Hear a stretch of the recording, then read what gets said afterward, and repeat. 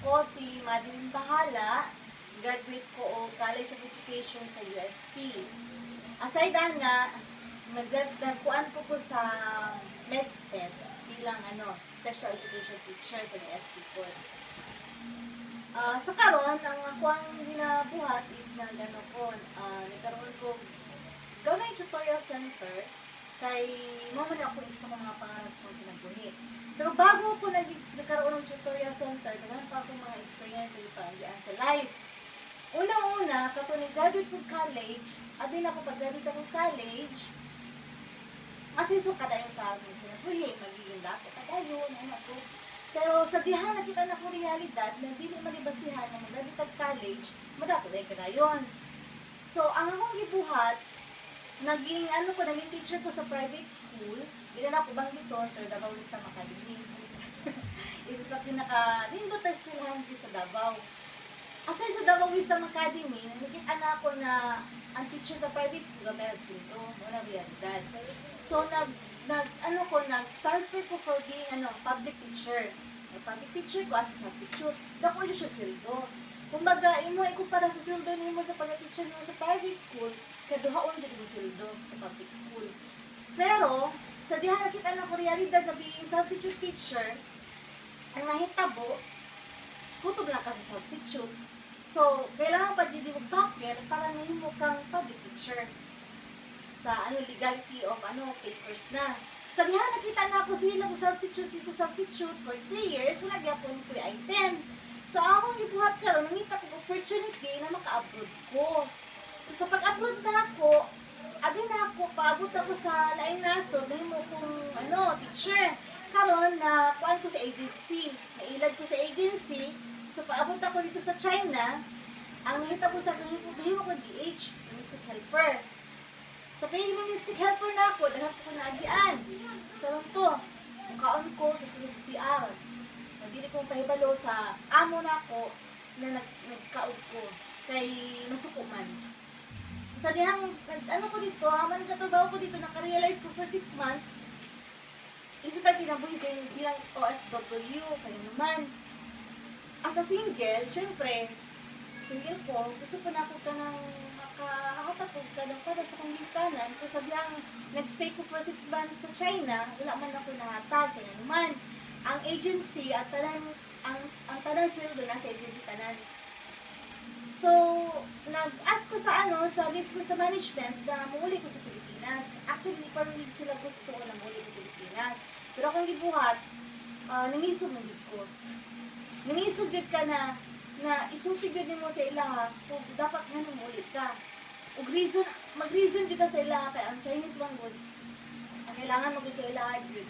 Kanang mangisugid ka para mukuan mo sila. Na siya. So after uli ko Pilipinas, actually ko'y trauma. Ginunta ko gusto mag-abroad. Kaya syempre wala ko opportunity para maka-avail na ko sa mga opportunity namin doon. Ako opportunity seeker dito na tao. Dili ko mo stop hanto sa di na ko makuha akong opportunity. Di ko stop at di na ko makuha akong pangarap. Pero, sa dihang nag-uli ko sa Pilipinas, nahitabo na ako dito call center agent ko. Asay sa call center agent, tagagabiin na muli, o say, kadlawan na ganyan, asin ko sa kadlawan, pag ulis mo balay, sakit, magyapon ka. Pagiging call center agent na ako, yung stop ko tungod kay, ang health yapon ang nagkuha sa kuha, ang health na po ang apektado. Asay sa pagiging call center, nagkuhan ko medical prescriptionist, pero hindi gyapon ako niya. Aside sa being medical prescriptionist, nag-eskwela ko being a nurse. Nag-nursing ko, pero wala gyapon ako nahuman. Kay calling ko as a teacher. So bilang isang teacher karon na napo ko yung friend, na teacher ko, i-offeran ko niya going to Indonesia. Pwede noon ako masugot na maato ko dito sa Indonesia, kay na-trauma na nung ko about sa China. Pero gigrab ya po na ako opportunity malay nung basta ito na panahon, masenso ko, makuha na akong pangarap. So nag-ato ka Indonesia, sa teacher yun, at least karon wala na ako na ilad, teacher na din siya. Okay, kayo dito, maayo ang kuhan, pero pagbalik pa niya ako sa Pilipinas, ang question na po, ang kwarta na po na ako. Kay may ipon ko 100,000 pesos dito na savings, pag uli na ako sa Davao, puro naghihapon. Puro useless naghihapon na nakabo. Lagi ako wala ako savings makuha nimo, madawat nimo. So, pag uli gihapon ako sa Pilipinas, sakit. Kasi ko sakit. Every 6 months, nag-uli ko tayo, sakit ko. Karon nakuha na ako na nadati goiter. Mo na diffuse toxic goiter, hindi mo sa doktor.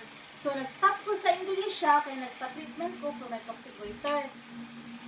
Tapos ato, another opportunity na po, nakita na ko, after 1 year na sad, gina na po ko sa ako amigo, na teacher na mag-apply na po ko sa Indonesia. Pero this time, Montessori teaching na. Hindi na tong private teaching na para sa Indonesia. Karon sa God's will, nakuha na akong pangarap magiging isang Montessori teacher. Pero the same routine lang yapon na ito sa kuha, nagkasakit yapon ko dito sa Langasod. So, karon na nag-invite sa kuha, ako ang gagaw, pangalan niya sa Ariel Bahala. At first, wala ko nagtuo sa yaha. Kay, nagtuo ko na, ay, nawata lang, anak. Kaya syempre kita lang, yung kasalang nasod, nagtuo na sa kuha, nagagwarta. Anak, ganyan ang kinakuha sa tao. Pero, ang tinuod yun ay anak, wala na ko, judge ko dayon sa isa kaputan na wala ko balo kung isa. So, ang akong gibuhat karon, pag uli na ako, nakita na ako mama, member na daw sa AIM Global. Kung ano pag-member man mo, sa dahilan. Karon, pag pa-member na sa AIM Global, ipatake ko niya sa tanang supplement. Unang-una complete, si 24/7, Oligus. Halos tanan na padak sa sa AIM Global. Ako ikilawan. So, nakita na ako kuha na ako sa mga sarili na habang nag-maintain ko sa kong tambal, nabawasan na ganyan ako pag-maintenance. Kaya naman, nakita na ako na maayos siya sa kong lawas. Kaya kung kung babuyod ko, magkasakit ko, mawang gihapon.